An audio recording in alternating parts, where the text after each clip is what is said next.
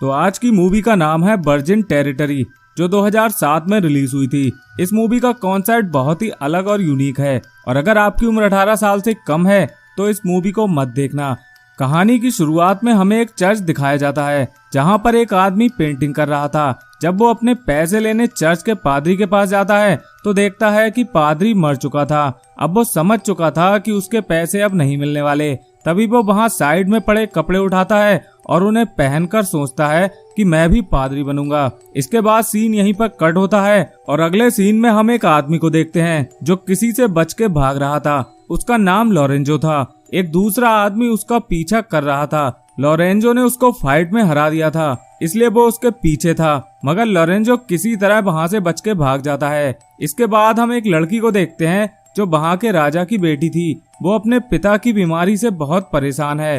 तभी वहां वही आदमी आता है जो लोरेंजो के पीछे पड़ा था। उसका नाम जर्मिनो है। वो लड़की से कहता है कि तुम्हारे पिता पर मेरा बहुत कर्ज है, इसलिए उनके मरने के बाद ये सारी संपत्ति मेरी होगी और इसके बाद मैं तुमसे जबरन शादी भी करूंगा। इसके बाद हम फिर से लोरेंजो को भागते हुए देखते हैं। रास्ते में उसे एक आदमी मिलता है, वो मुर्दे को ले जा रहा था। जब लोरेंजो उससे पूछता है कि इस आदमी को क्या हुआ, तो वो आदमी उससे कहता है कि ये मुर्दा एक गूंगा बहरा था जो पास के एक चर्च में काम करता था और एक बीमारी की वजह से मर गया। तभी लोरेंजो के दिमाग में एक आइडिया आता है कि क्यों ना वो भी चर्च में काम कर ले ताकि जर्मिनो से बच सके।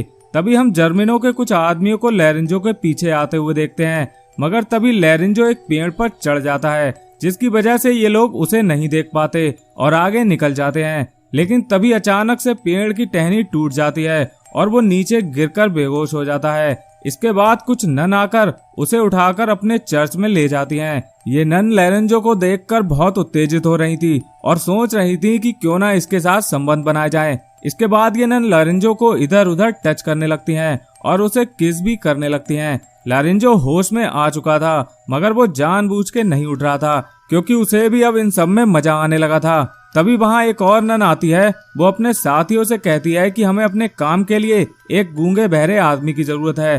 तभी वो नन उससे कहती है कि ये गूंगा बहरा ही है। वहीं दूसरी तरफ हम राजा की बेटी को देखते हैं, जो अब जर्मिनो से बहुत परेशान हो चुकी थी और वो डिसाइड करती है कि वो भी अब चर्च में जाकर रहेगी। जब नन उसे तैयार कर रही थी तो वहाँ वो लोरेंजो को देखती है। वो उनसे पूछती है कि ये कौन है, तो नन उसे बताती है कि ये इस चर्च का माली है और गूंगा बहरा भी है। इसके बाद जब लोरेंजो जंगल में होता है तभी वहाँ एक नन आकर उसे बुलाती है और ये दोनों कहीं और जाकर इंटीमेट होते हैं। तभी वहाँ राजा की बेटी भी आ जाती है और ये सब करते हुए वो इन दोनों को देख लेती है। साथ ही उसे अब बुरा भी लग रहा था क्योंकि वो लोरेंजो को पसंद करने लगी थी। अगले सीन में हम एक राजकुमार को देखते हैं जो राजा की बेटी से शादी करने आया था, मगर जर्मिनो उसे बुरा भला कहकर वहाँ से भगा देता है। जब वो राजकुमार वहाँ से जा रहा था तब उसे बाहर एक आदमी मिलता है। वो उससे कहता है कि रानी साहिबा जर्मिनो से परेशान होकर यहाँ से भाग गई हैं और पास के एक चर्च में है। इसके बाद हम लोरेंजो को देखते हैं जिसके पास दो नन आकर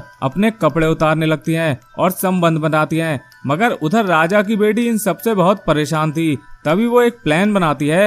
वो लोरेंजो की आंखों पर पट्टी बांधकर उसके करीब जाती है और उसे किस भी करती है, मगर पट्टी बंधी होने की वजह से वो उसे पहचान नहीं पाता। इसके बाद राजा की बेटी एक नन के पास जाकर उसे सब कुछ बताती है कि लोरेंजो गूंगा बहरा नहीं है, बल्कि वो ये सब एक नाटक कर रहा है। इसके बाद वो नन लोरेंजो को काम से निकाल देती है। तभी लोरेंजो को राजा की बेटी मिलती है। वो उससे कहता है कि मेरे पास अब रहने को कोई भी घर नहीं है और ना ही कोई काम है। ये सब राजा की बेटी के हिसाब से हो रहा था क्योंकि वो खुद भी यही चाहती थी। वो लोरेंजो को अपने साथ ले जाती है। इसके बाद हम उस राजकुमार को एक नदी के किनारे देखते हैं जो अपनी रानी को ढूंढ रहा था। तभी उसे नदी में एक लड़की मिलती है। वो उससे कहता है कि मैं राजा हूँ और अपनी रानी को ढूंढ रहा हूँ। इस पर वो लड़की कहती है कि मैं ही तो तुम्हारी रानी हूँ। इस पर वो राजा भी उसकी बात मानकर उस पर यकीन कर लेता है क्योंकि उसने कभी भी पहले रानी को नहीं देखा था। अगले दिन लोरेंजो और राजा की बेटी आपस में बात कर रहे थे। तभी लोरेंजो उसे बताता है कि वो चर्च में एक लड़की को पसंद करता है जिसने उसकी आंखों पर पट्टी बांधकर उसे किस किया था। ये सुनकर वो लड़की बहुत खुश हो जाती है क्योंकि वो भी तो ऐसा ही चाहती थी।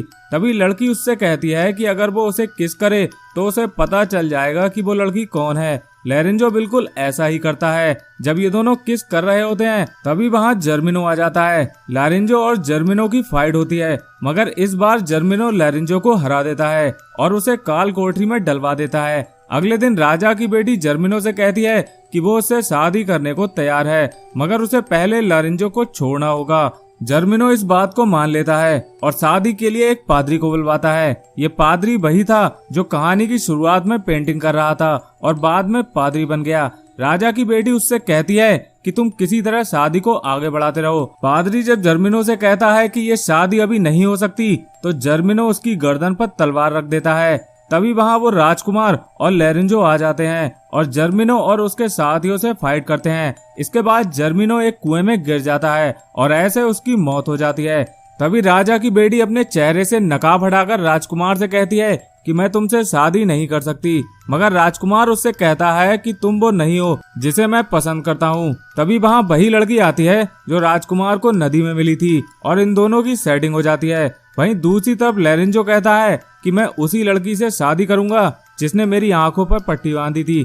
तभी राजा की बेटी उसे किस करने लगती है और लॉरेंजो समझ जाता है कि वो वही है जिससे वो प्यार करता है। इसके बाद वो पादरी इन सभी की शादी करवा देता है और ये मूवी यहीं पर खत्म हो जाती है।